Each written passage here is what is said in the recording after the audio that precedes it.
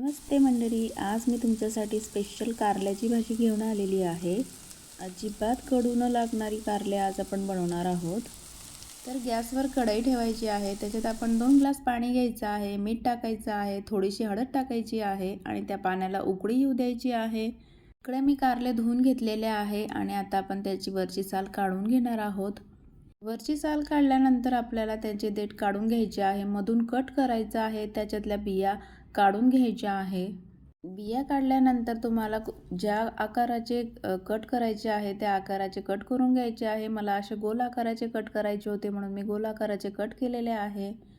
तुम्हाला आवडतील त्या पद्धतीने तुम्ही कट करू शकता। तर अशा सर्व प्रकारे आपण सगळे कारले कट करून घेणार आहोत। कट केल्यानंतर इकडे आपण गॅसवर पाणी ठेवलेलं होतं, ते उकळलेलं होतं, तर त्याच्यात आपण हे कारले टाकून द्यायचे आहे। तर अशा पद्धतीने जर तुम्ही कारले बनवले ना तर आपल्या घरातले लहान मुलं सुद्धा खातील, कडू अजिबात लागणार नाही। तर उकळी आलेल्या पाण्यामध्ये आपण 2-3 मिनटं त्यांना शिजवून घ्यायचं आहे। ते कारले होत आहे तर इकडे गॅसवर दुसरी कढई ठेवायची आहे, त्याच्यात तेल टाकायचं आहे, जिरं टाकायचं आहे। तेलामध्ये जिरं थोडं उडायला लागलं की मग नंतर कांदा टाकायचा आहे। कांदा आणि जिरं चांगलं परतवून घ्यायचं आहे। कांद्याचा कलर बदलेतर आपल्याला तो कांदा चांगला परतवून घ्यायचा आहे।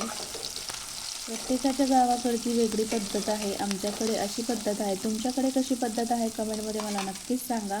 कांदा चांगला परतलेला आहे तर त्याच्यात आपण हिरव्या मिरच्या टाकून घ्यायच्या आहे। आता हिरव्या मिरच्या पण तेलामध्ये चांगल्या परतवून घ्यायच्या आहे।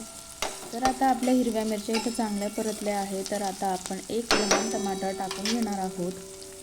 तर हे सगळं मिश्रण चांगलं परतवून घ्यायचं आहे, कारण ह्या मिश्रणावरच आपले कारले आहे त्या कडू लागणार नाही।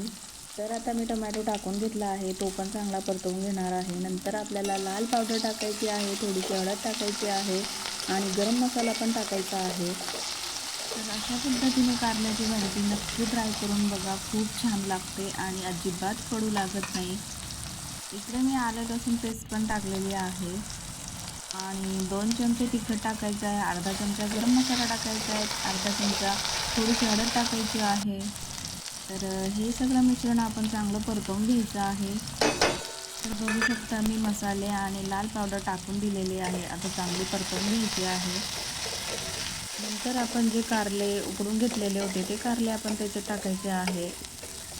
तर असे कारले मी बनवलेले आहे। रेसिपी आवडली तर नक्की लाईक शेअर सबस्क्राईब करा। तर आता आपण कारले टाकून घेणार आहोत। तर सगळे कारले टाकून घ्यायचे आहे, त्यांना पण चांगलं मिक्स करून घ्यायचं आहे।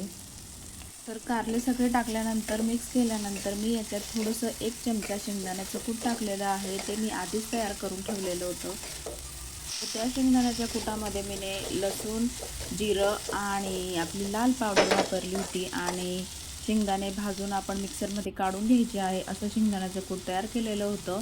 तर असा 1 चमचा आपण त्याच्यात टाकायचा आहे। इतकी छान मस्त कारल्याची भाजी होते ना। तर हे शेंगदाण्याचं कूट परतवल्यानंतर आपण बारीक चिरून कोथिंबीर टाकायची आहे। तर अशी आपली कारल्याची भाजी तयार झालेली आहे आणि चवीनुसार मीठसुद्धा टाकायचं आहे। आणि कारल्याची भाजी आवडली तर लाईक शेअर सबस्क्राईब करायला विसरू नका फ्रेंड्स, खूप छान आणि मस्तच लागते, नक्की ट्राय करून बघा ही पद्धत। तर चला फ्रेंड, आपली कारल्याची रेसिपी तर तयार झालेली आहे।